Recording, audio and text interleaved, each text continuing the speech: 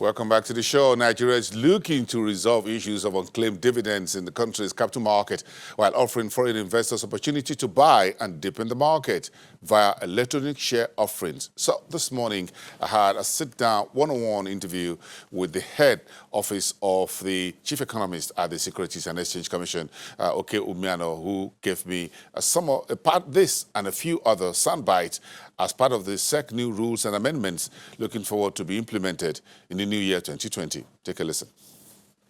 We are encouraging investors, especially the retail investors, to approach the market through these funds. I mean, it's better to, if I don't have the time to analyze equities, it's better I give my money to an equities fund who have professionals who can analyze and choose what equity is good and which one is bad for me. So that's what we want to do. But the rules around the CISs are rules to strengthen that aspect of the market. I can give you one of them. One of the rules says that before we had a rule that said that collective investment schemes could not invest in papers or securities issued by related parties. Related parties mean parent companies, associates, and companies like that. But now we have amended those rules. The rules now read that they can invest in money market instruments of such related parties subject to certain guidelines. And one of those guidelines is specifying the amount of money out of the quantum that the CIS fund has that can be invested in this. It also specifies that the trustee has to, permit the CIS fund to invest in that. So generally, there are a few 2 or 3 rules put together for the CIS funds, all aimed at strengthening the CIS funds. We believe that that segment of the market is still untapped. It's still very low. I mean, we still have less than ₦1 trillion invested in mutual funds in the country. Having studied other countries, we have seen that that is a bit of an anomaly. That's why we are amending these rules and making that segment stronger. And we are encouraging Nigerians to go into these funds, buy these funds. Let's remember that we have funds targeted at real estate, at fixed income, at the shorter end of the market, that's the money market funds, and all kinds of investment. Even the ethical funds are there. So the funds in our market presently cover a wide spectrum, and investors can access the market through those funds. Just for about a minute with the CIS, which is collective investment schemes. In other words, if a bank, for example, has a managed funds or collective investment scheme on the market straight, the new rule allows a certain amount of money from the managed funds that can be invested in if such a bank floats a commercial paper. Is that it? If a bank that owns not a bank that manages a CIS fund. Some of these banks have capital market operators. I mean, they have subsidiaries that are capital market operators. So if the bank owns, for instance, a capital market operator that manages a CIS fund, and the bank issues a commercial paper, that CIS fund can invest in that commercial paper subject to these rules that have been placed, these guidelines. First, the trustee has to agree, and then the thresholds I just talked about.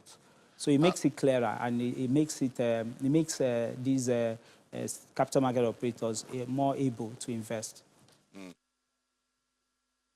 Oke Umiano, who is the head office of the chief economist at the SEC. Meantime, 2019 saw African innovators continue to surge ahead with all sorts of solutions to fix the continent's many problems. There was something extra special about the Malian innovator who has created a voice-controlled app that entrepreneurs are using to market their goods and services to customers that cannot read.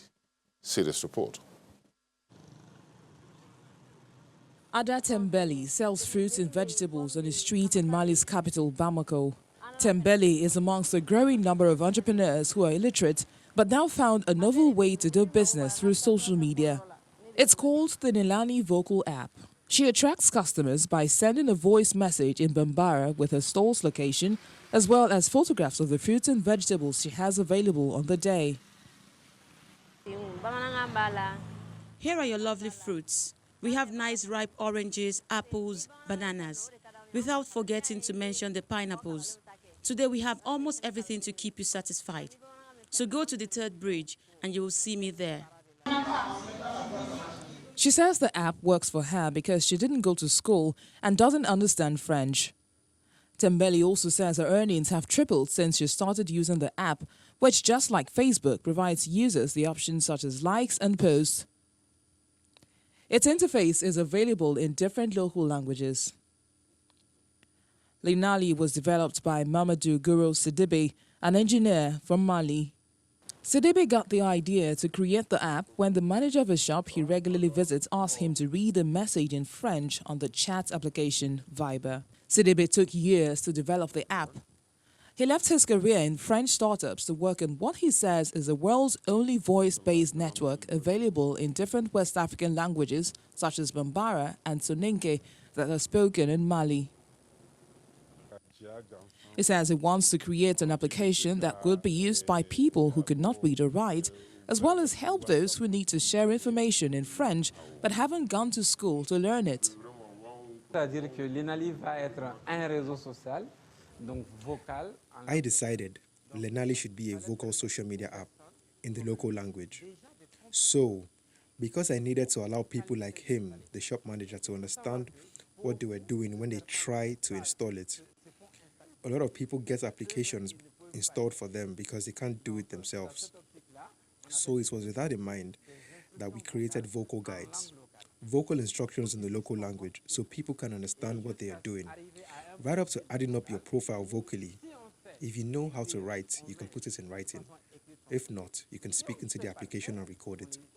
And after that, you can publish vocally. You can comment vocally. And really, you can do everything in this application without ever having to write a single word.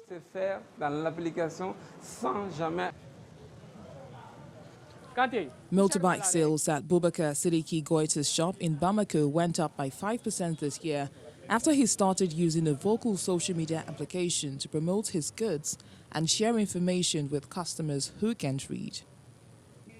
Only 33% of Malians are literate, according to the United Nations.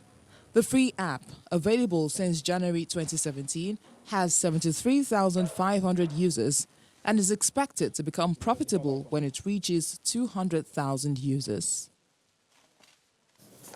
Africa innovators and looking to make the country proud and the continent as a whole. That's all for today. Let's leave it there. Hope you enjoyed the show. I'll see you again next time.